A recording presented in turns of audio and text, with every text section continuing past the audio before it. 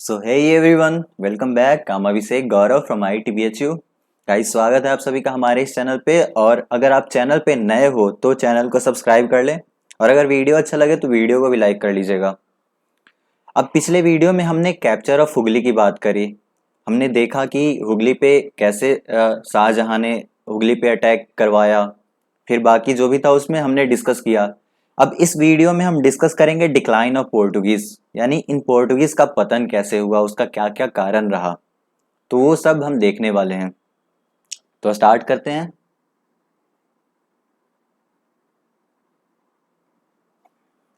अब बात करें तो 18वीं शताब्दी तक ये जो पोर्टुगीज थे वो अपना कॉमर्शियल इन्फ्लुएंस भारत में खो चुके थे। यानी 18वीं शताब्दी तक में अगर देखा जाए तो इनका वो कॉमर्शियल इन्फ्लुएंस नहीं रहा था जो स्टार्टिंग में इन्होंने अपने 50-60 सालों के बाद जो भी था, मतलब इनिशियल फेज में जो इन्होंने इस्टेब्लिश करी थी अपना कॉमर्शियल इन्फ्लुएंस, वो इन्फ्लुएंस नहीं रहा था। ऑल्दो मतलब कुछ लोग अपने इंडिविजुअल कैपेसिटी के बदौलत रॉबरी या फिर पायरेसी को अंजाम दे रहे थे, लाइक मतलब ट्रेड कर रहे थे अपने खुद के दम पे। बट वो इन्फ्लुएंस नहीं रहा जो पहले था, मतलब वो अपने इंडिविजुअल कैपेसिटी के बदौलत कर रहे थे जो भी कर रहे थे। इनफैक्ट ये भी था कि उस टाइम तक भी हुगली को, मतलब यहाँ पे जो आपको हुगली दिख रहा है, हुगली को as a base for piracy ये इस्तेमाल कर रहे थे पोर्टुगीज। मतलब कहाँ पे पायरेसी में? बे ऑफ बंगाल में पायरेसी के लिए। तो हुगली को ये बे ऑफ बंगाल में पायरेसी पायरेसी यानी समुद्री लूटपाट जो होता है, उस लूटपाट के लिए एज ए बेस इस्तेमाल कर रहे थे। बट वही है कि इनका इन्फ्लुएंस उतना अच्छा खासा रहा नहीं। वो अपने इंडिविजुअल बदौलत, अपने इंडिविजुअल कैपेसिटी के बदौलत ही सब कुछ कर रहे थे। बट अब इनका मतलब बहुत सारा कुछ रीजंस है इनके डिक्लाइंस का। तो अब उन रीजन को देखते हैं, उन रीजंस को मतलब डिस्कस करते हैं एक बार। तो फर्स्ट रीजन तो है कि जो डायनेस्टी इजिप्ट और पर्सिया में या फिर नॉर्थ इंडिया में जो भी पावरफुल डायनेस्टी इमर्ज कर रही थी, उनका इनसे सीधा सामना होता था। अब हुआ क्या, इजिप्ट और पर्सियन से तो हमें पता ही है कि झगड़ा कैसे हुआ। ओटोमन टर्क वगैरह से इनसे तो झगड़ा हो ही रहा था। इजिप्ट का कंट्रोल अरब पे चला गया था, तो इसलिए इजिप्ट और इनमें तो झगड़ा हो ही रहा था, इजिप्ट और पर्सिया एंड इन पोर्टुगीज से। साथ ही साथ नॉर्थ इंडिया के बारे में हमने देखा, नॉर्थ इंडिया में उस टाइम मुगल रूलर्स थे, मुगल डायनेस्टी था। तो मुगल्स के साथ भी इनका अनबन हुआ, जहांगीर के शिप को इन्होंने कैप्चर कर लिया। फिर साथ ही साथ शाहजहां के साथ जो हुआ वो तो हुआ ही, हमने पिछले वीडियो में देखा। तो इस तरह से मुगल्स के साथ भी इनका अनबन हो रहा था। और ये सब जो थे पावरफुल डायनेस्टी थे, मतलब इमर्ज कर रहे थे उस टाइम पे। तो इनका सीधा आमना सामना इजिप्टियन डायनेस्टी एंड पर्सियन जो भी थे उनसे हो रहा था। साथ ही साथ इंडिया के नॉर्थ के रूलर से हो रहा था, लाइक मुगल्स हो गए। अब इसी समय मराठास भी उभर रहे थे, यानी ये जो मराठास आपको दिख रहे हैं, मराठा भी इसी समय उभर रहे थे। और ये मराठा तो बहुत ही ज्यादा पावरफुल थे, मतलब ये बहुत ही ब्रेव थे। तो इन्हें हराना आसान भी नहीं था। अब होता क्या है कि इन पोर्टुगीज की मराठा से भी लड़ाई होती है, बैटल होती है। और इस लड़ाई में ये जो मराठा होते हैं वो सालसटे, बे ऑफ सालसटे और बसीन, आइलैंड ऑफ बसीन जो था, सालसटे और बसीन को अपने कब्जे में ले लेते हैं मराठास। कब? 1739 में। यानी ये हमने पढ़ा था कि पोर्टुगीज के कब्जे में था आइलैंड ऑफ बसीन और सालसटे। तो इसे मराठास जो होते हैं वो 1739 में कैप्चर कर लेते हैं इनसे। लड़ाई होती है, बैटल होती है, उसके बाद ये कैप्चर कर लेते हैं। तो एक तो रीजन ये रहा कि इनका जो नया नया डायनेस्टी, पावरफुल डायनेस्टी इमर्ज हो रहा था, तो वो भी इनको टक्कर दे रहे थे। अब दूसरी बात है कि इनका रिलीजियस पॉलिसी। अब इनके रिलीजियस पॉलिसी के बारे में हमने पिछले वीडियो में बात करी है कि इनका रिलीजियस पॉलिसी हमने देखा बहुत ही ज्यादा क्रूएल था। तो इनका एक रिलीजियस पॉलिसी था, वो भी एक रीजन था इनके डिक्लाइनेशन में। अब इनका रिलीजियस पॉलिसी क्या था? ये मुस्लिम को तो परसिक्यूट करते ही थे, स्टार्टिंग से ही मुस्लिम को परसिक्यूट यानी अत्याचार मुस्लिमों पे करते आ रहे थे। बट हमने देखा कि गोवा में इंक्विजिशन के बाद क्या कर रहे थे, ये हिंदुओं को भी परसिक्यूट करना स्टार्ट कर दिया इन लोगों ने। हिंदुओं को सताना स्टार्ट कर दिया, हिंदुओं पे अत्याचार करना स्टार्ट कर दिया इन लोगों ने। तो अब हुआ क्या कि ना तो हिंदू रूलर ना ही मुस्लिम रूलर, दोनों में से कोई भी, ना हिंदू ना मुस्लिम, दोनों में से कोई भी इनके फेवर में नहीं आए। तो अब ये भी एक बहुत बड़ा रीजन था, ना हिंदू रूलर्स इनके फेवर में थे, ना मुस्लिम रूलर्स इनके फेवर में थे इनकी रिलीजियस पॉलिसी के कारण। क्योंकि ये चाहते थे क्रिश्चियनिटी को स्प्रेड करना, क्रिश्चियनिटी फैलाना चाहते थे, और इसलिए ये बहुत ज्यादा अत्याचार भी कर रहे थे हिंदू और मुस्लिम्स पे। तो एक तो इनका रिलीजियस पॉलिसी भी हो गया। अब नेक्स्ट देखते हैं, अब इनका डिसऑनेस्ट ट्रेड प्रैक्टिसेस। अब इसका मतलब क्या है, ये मतलब बहुत ही ज्यादा डिसऑनेस्ट थे अगर देखा जाए तो। डिसऑनेस्ट कहने का मतलब ये, जैसे एक होता है ऑनेस्टी कि मतलब ईमानदारी से हम लोग ट्रेड या व्यापार कर रहे हैं, बट ये डिसऑनेस्ट थे। ये चाहते थे मोनोपोली मतलब गेन करना ट्रेड पे। ये चाहते थे कि सब कुछ हमें ही मिले, और उसलिए ये कुछ भी कर रहे थे। इनका ना कोई रूल्स एंड रेगुलेशन था, मतलब कुछ भी करते जा रहे थे, अपने ही रूल्स मतलब अपने ही कानून पे ये चला करते थे कि अगर कोई सामने आ रहा है, कोई अगर कमजोर दिखा तो उसे मार दो, खत्म कर दो, रास्ते से हटाओ। तो इस टाइप के लोग थे। अब पायरेसी में तो इनका क्या ही कहना था। पायरेसी पायरेट्स की तरह ये काम तो कर ही रहे थे, मतलब समुद्र में डकैती तो कर ही रहे थे। और इसी दौरान इन्होंने मुगल्स के साथ भी एक बार ऐसे कर दिया था। तो ये क्या करते कि शिप्स को पकड़ते और उनसे पैसा मांगते, टैक्स वसूला करते, और जो नहीं देता उसे शिप के साथ ही उड़ा देते थे। साथ ही साथ ये एरोगेंट भी बहुत ज्यादा थे, और इससे वो बहुत ज्यादा वायलेंस क्रिएट किया करते थे। लोगों से झगड़ जाते, रूलर्स से झगड़ जाते, फिर जो सामने वाला है ट्रेडर्स उससे झगड़ गए। तो इस तरह ये वायलेंस भी बहुत ज्यादा क्रिएट कर रहे थे, और जिसको भी खुद से कमजोर देखा उसे मार दिया या कब्जा कर लिया। तो इन सभी कारणों से लोकल रूलर्स या फिर मुगल्स भी इनसे बहुत ज्यादा परेशान थे। तो इनका जो डिसऑनेस्ट ट्रेड प्रैक्टिसेस था, इसके कारण लोकल रूलर्स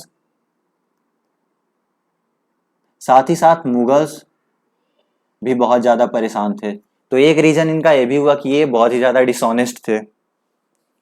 अब नेक्स्ट जो है वो है कि उसी टाइम पे जब यहाँ पे ये हो रहा था, तो उस टाइम जब इन्होंने ब्राजील की डिस्कवरी करी, ब्राजील की खोज करी, उसके बाद क्या हो कि इन्होंने अपना ध्यान जो था वो ब्राजील के कोलोनाइजिंग पे केंद्रित कर दिया। तो इस तरह मतलब इंडिया से इनका ध्यान थोड़ा भटका। तो एक ये भी रीजन है कि जब उन्होंने ब्राजील पे अपना ध्यान फोकस ब्राजील की तरफ जब ले गए वो लोग, उसके बाद फिर इंडिया से थोड़ा इनका ध्यान हटा, वो ब्राजील को कोलोनाइज करना स्टार्ट किए, ब्राजील पे अपना कब्जा जमाना चाहते थे, इसलिए ब्राजील की तरफ वो मुड़े, वेस्ट की तरफ उधर। तो एक रीजन ये भी था कि इंडिया से उनका ध्यान भटकना, ब्राजील की तरफ ध्यान चला गया। साथ ही साथ हमने पिछले वीडियो में बात करी थी कि स्पेन और पोर्टुगल दोनों साथ मिलकर एक्सप्लोरेशन कर रहे थे। ट्रीटी ऑफ टॉर्डेसिलस में भी हमने देखा कि ट्रीटी ऑफ टॉर्डेसिलस में था कि उन्होंने अटलांटिक सी से, अटलांटिक ओशियन से एक इमेजिनरी लाइन ड्रॉ करी, और उसके ईस्ट में जो भी एक्सप्लोरेशन होता वो पोर्टुगीज कर रहे थे, और इसके वेस्ट में जो भी एक्सप्लोरेशन था वो स्पेन कर रहा था। दोनों साथ मिलकर एक्सप्लोरेशन कर रहे थे। तो इसी दौरान होता क्या है कि स्पेन का वॉर होता है, झगड़ा होता है इंग्लैंड और हॉलैंड से। तो इसमें भी पोर्टुगीज इनका साथ देते हैं, क्योंकि इनका साथ तो दे ही रहे थे, तो इसमें भी इनका साथ देते हैं, और इस कारण भी थोड़ा सा ध्यान इनका इधर इंडिया से हटता है। मतलब ये भी एक रीजन रहा।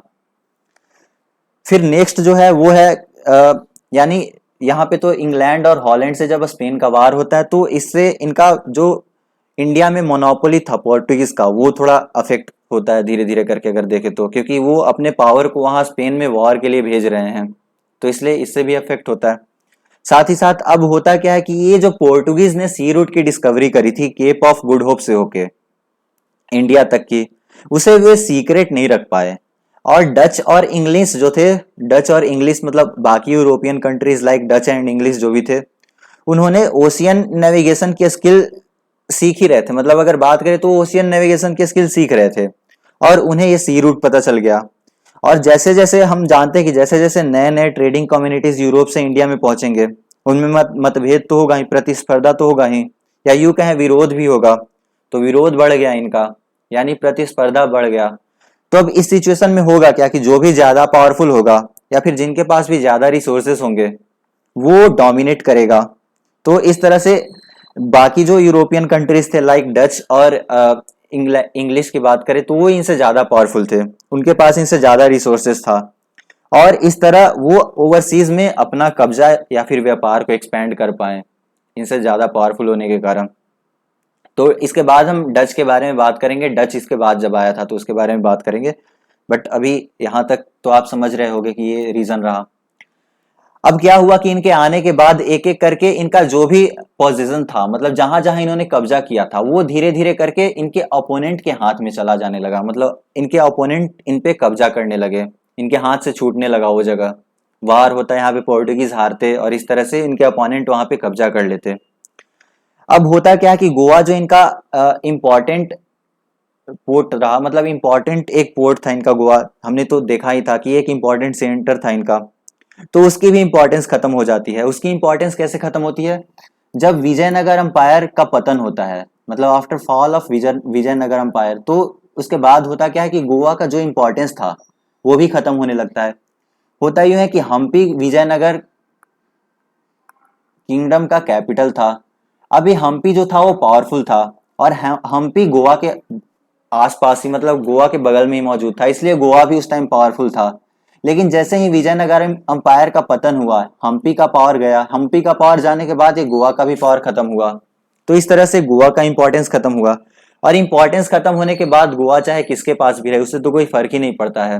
तो गोवा तो इनके पोर्टुगीज के पास ही था, बट अब इसका इंपॉर्टेंस खत्म हो गया, तो इससे कोई फर्क नहीं पड़ता है।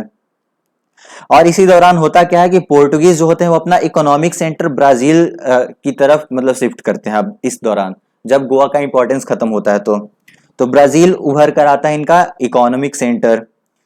क्योंकि गोवा का इंपॉर्टेंस तो खत्म ही हो गया था, तो यहाँ पे आप एक चीज ध्यान रखें कि ब्राजील इनका फिर इकोनॉमिक सेंटर उभर के आता है यहाँ पे गोवा का इंपॉर्टेंस खत्म होने के बाद। गोवा का इंपॉर्टेंस क्यों खत्म होता है? जब विजयनगर अंपायर का पतन होता है उसके बाद गोवा का इंपॉर्टेंस खत्म हो जाता है। हमने देख लिया, समझ लिया इसको। अब इंपॉर्टेंस खत्म होने के बाद ही क्या होता है कि जो भी स्पाइस ट्रेड था वो डच के कंट्रोल में आ जाता है। यानी हम यहाँ पे देख रहे हैं अब पोर्टुगीज जो थे वो धीरे धीरे अब यहाँ पे डाउनफॉल पोर्टुगीज का आ चुका है। पोर्टुगीज हर जगह से, मतलब वहां से देखे हुगली से भी इनको भगाया गया, पिछले वीडियो में हमने देखा। बट हाँ ठीक है, थोड़ा थोड़ा वो कर रहे थे वहां से, उसे एज ए पोर्ट यूज कर रहे थे, बट मतलब वो अपने इंडिविजुअल कैपेसिटी पे कर रहे थे, ऐसा नहीं था कि वहां पे उनका पावर था बहुत ज्यादा। तो धीरे धीरे इनका जो है हर जगह से कब्जा खत्म होते जा रहा है। स्पाइस ट्रेड पे डच का कंट्रोल आ जाता है उसके बाद फिर धीरे धीरे। अब डच के बारे में हम नेक्स्ट कुछ वीडियो में बात करेंगे, तो उसके बारे में, डच के बारे में एक्सप्लेन करेंगे सही से। अब होता क्या है कि 1683 में दो नेवल असॉल्ट होते हैं, और दोनों नेवल असॉल्ट में मराठास जो होते हैं वो गोवा को इन्वेड कर लेते हैं, और इस तरह गोवा भी इनके हाथ से चला जाता है एक बार के लिए। तो मराठास का गोवा पे कब्जा हो जाता है। अब इस तरह इनका धीरे धीरे पतन होने लगता है, पतन स्टार्ट हो जाता है। तो ये हमने डिस्कस कर लिया, ये बुक में डिक्लाइन ऑफ पोर्टुगीज जो था वो टॉपिक हमने डिस्कस कर लिया है। अब नेक्स्ट वीडियो में हम बात करेंगे सिग्निफिकेंस ऑफ द पोर्टुगीज के बारे में, इस टॉपिक को डिस्कस करेंगे। तो तब तक के लिए अगर आपको वीडियो अच्छा लगा हो तो वीडियो को लाइक कर ले और चैनल को सब्सक्राइब भी कर लीजिएगा। Thanks for watching.